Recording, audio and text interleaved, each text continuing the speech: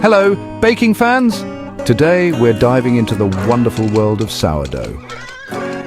Sourdough bread is truly something special, a timeless classic that has been enjoyed for centuries. The magic of sourdough begins with the sourdough starter. This starter is a living culture of flour and water, teeming with wild yeast and beneficial bacteria. To create this starter, you simply mix flour and water and let it sit. Over time it ferments, developing a unique flavor and character. This fermentation process is what gives sourdough its distinctive tangy flavor and delightful texture. The longer the fermentation, the more complex the flavor. Not only does this process enhance the taste, but it also makes the bread easier to digest. The natural fermentation breaks down gluten and other components, making it gentler on the stomach. Now, let's get into the fun part. Baking your own sourdough bread. The process may seem daunting at first, but with a bit of practice, you'll be baking like a pro. Many people fall in love with the taste of sourdough. Its rich, complex flavor is unlike any other bread, but sourdough is more than just bread. It's a tradition, craft, and a labor of love that connects us to our culinary heritage. Making sourdough is a hands-on experience.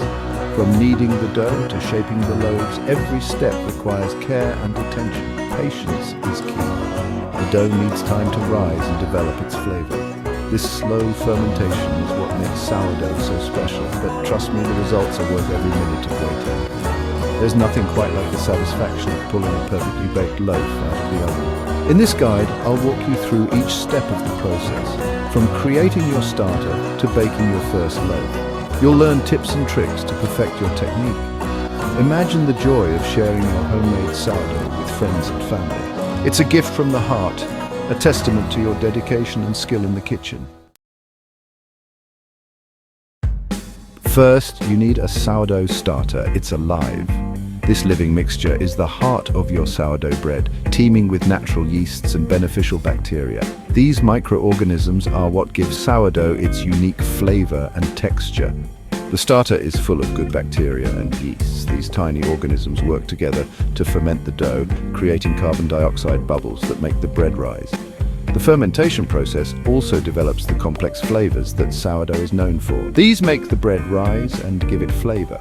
The longer the fermentation, the more pronounced the sour taste. This is why sourdough bread has such a distinctive and delicious flavor profile, with a chewy texture and a crisp crust. You can get a starter from a friend. Sharing a sourdough starter is a tradition that has been passed down through generations. It's a wonderful way to connect with others and share the joy of baking. Or you can make your own.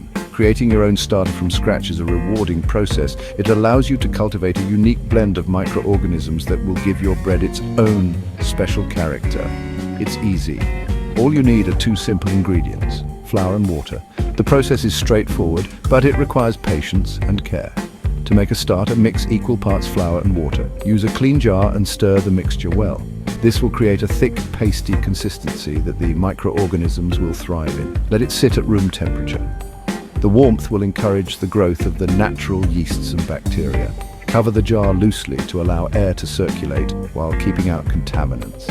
Feed it more flour and water every day. This daily feeding is crucial to keep the microorganisms active and healthy. Each day, discard half of the starter and replace it with fresh flour and water. It will take a few days to become active. You'll see bubbles. This means it's ready. The bubbles are a sign that the fermentation process is working. Your starter is now ready to be used in baking delicious sourdough bread. Enjoy the process and the wonderful results. Autolyse is a fancy word.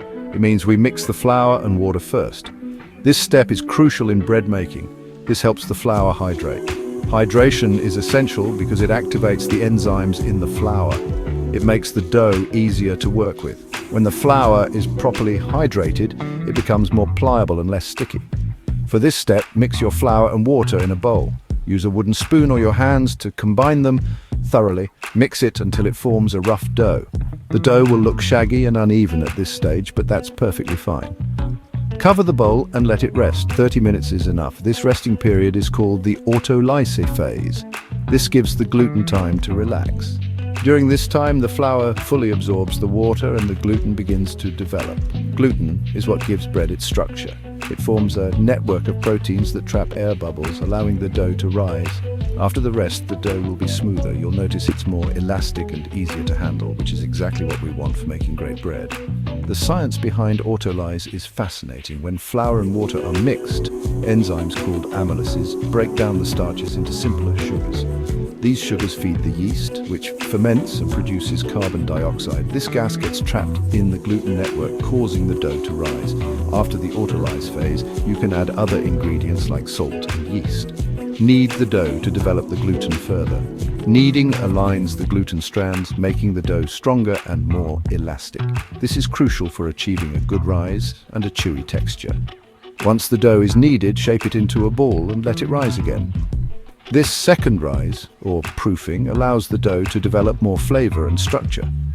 During proofing, the yeast continues to ferment the sugars, producing more carbon dioxide and alcohol, which contribute to the bread's flavor. Preheat your oven while the dough is proofing.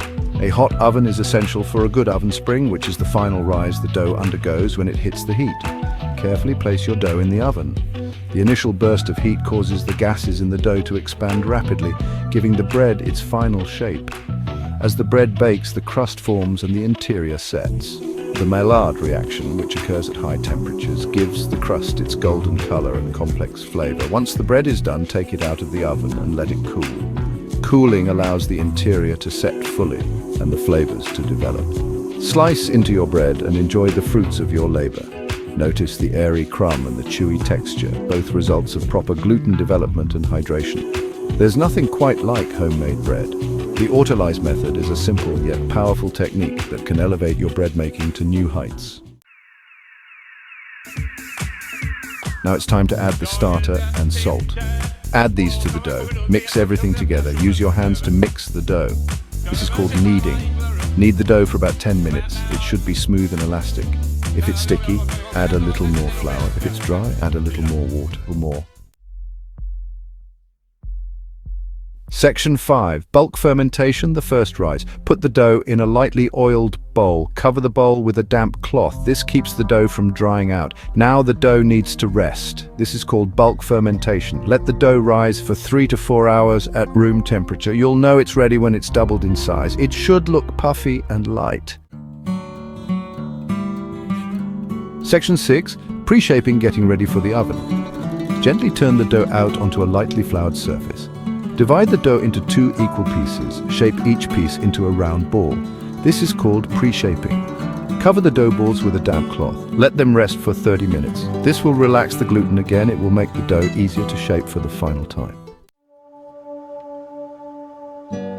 Section 7. Final shaping into the basket. Now we'll shape the loaves. Flatten each dough ball gently.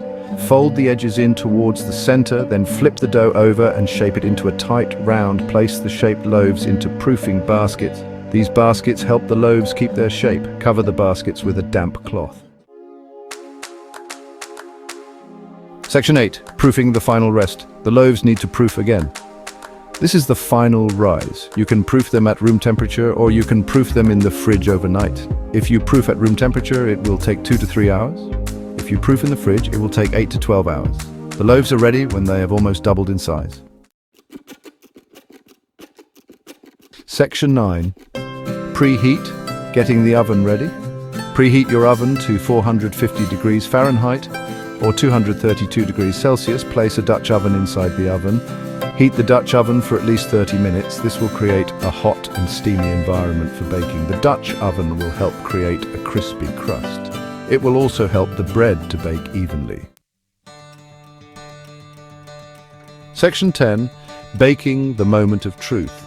Carefully remove the hot Dutch oven from the oven. Gently turn the proofed loaves into the Dutch oven. Score the tops of the loaves with a sharp knife. This will help them to expand in the oven. Cover the Dutch oven and bake for 20 minutes, then remove the lid and bake for another 20 to 25 minutes. The loaves are done when they are golden brown and sound hollow when tapped. Section 11. Cooling patience is key. Remove the bread from the Dutch oven, let it cool completely on a wire rack before slicing. I know it's hard to resist, but it's important. Cooling allows the steam to escape. This will prevent the bread from becoming soggy. Enjoy your delicious homemade sourdough bread.